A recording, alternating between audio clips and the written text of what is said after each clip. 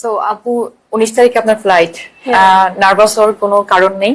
আপনি আপনার সাথে যে ডকুমেন্ট গুলো রাখবেন তাহলে আমার মনে হয় আপনি আরো বেশি কনফিডেন্ট ফিল করবেন, কারণ ইন কেস ওনারা যদি কোনো ডকুমেন্ট আপনার কাছে দেখতে চায় আর আপনার সাথে সেটা অ্যাভেলেবল না থাকে, সো স্বাভাবিক আপনি একটু নার্ভাস হয়ে যাবেন, তাই না?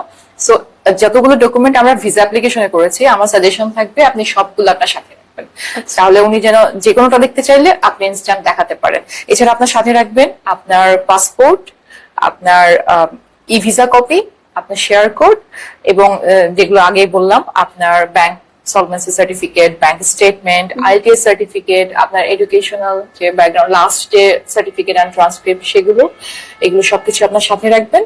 আর আপনার অফার লেটার, ক্যাশ লেটার এগুলো রাখবেন।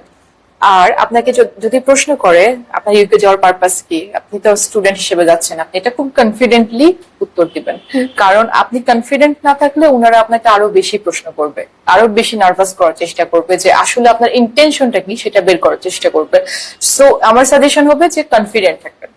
আচ্ছা, আমি একটু অ্যাড করি যে ডকুমেন্ট গুলোতে আমি মেইন কপি তো অবশ্যই নিচ্ছি, সাথে কি কোনো ফটোকপি নিব, মানে আলাদা আলাদা ফাইল করে, যে ফটোকপি একটা নিলাম বা দুইটা করে ফাইল নিলাম, ফটোকপি আর একটা মেইন কপির ফাইল? যদি এটা দরকার নেই, ওনারা আপনার কোনো সার্টিফিকেট সাথে রাখবে না বা চাইবে না, বাট ইন কেস আপনি আপনার সেফটি পারপাস রাখতে পারেন, তাই না? সামহাও যদি কোনো একটা আপনি হঠাৎ করে খুঁজে পাচ্ছেন না বা হারিয়ে গেছে, তাহলে আপনি যেন আরেকটা কপি ইউজ করতে পারেন, এটা সেফটি পারপাস আপনি রাখতে পারেন। ওকে ওকে। এছাড়া আপনার অ্যাকোমোডেশন কোথায়, অ্যাড্রেসটা ডিটেল বলবেন, আপনাকে কে রিসিভ করবে তার ডিটেল শেয়ার করবেন। এছাড়া আপনি আপনার অ্যাড্রেস থেকে ইউনিভার্সিটিতে কিভাবে যাওয়া আসা করবেন, কোন ওয়েতে যাবেন, যেমন বাস ও ট্রেন, বা কোন স্টেশন থেকে আপনি উঠবেন, এগুলো সমস্ত কিছু ডিটেল জানবেন, এবং প্রশ্ন করলে আপনি খুবই কনফিডেন্টলি উত্তরগুলো দিবেন। ঠিক আছে? সো ইনশাআল্লাহ কোনো প্রবলেম হবে না। থ্যাংক ইউ আপু।